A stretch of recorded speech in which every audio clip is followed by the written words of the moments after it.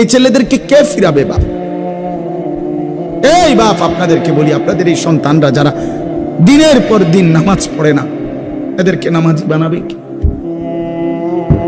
আপন মা বাবার ঘরে ঘুমাইয়া মুসলমানের ছেলে সারা রাত উলঙ্গ ছবি দেখে।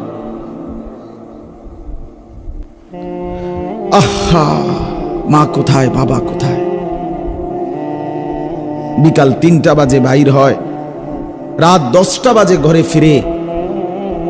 একটা বন্ধু সমবয়সী একবারও বলে না, দোস্ত আসরের নামাজ পড়তি না, মাগরিব পড়বি না, এশার নামাজ পড়বি না? কেউ বলে না কাউরে।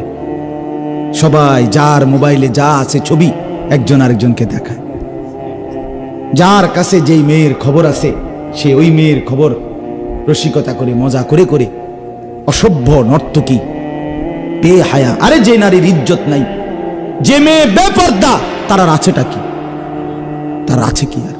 যে নারীর সতীত্ব নাই, যে নারীর ইজ্জত নাই, যে নারীর পর্দা নাই, ওই জানোয়ারের আর আছে কি? আর আছে কি?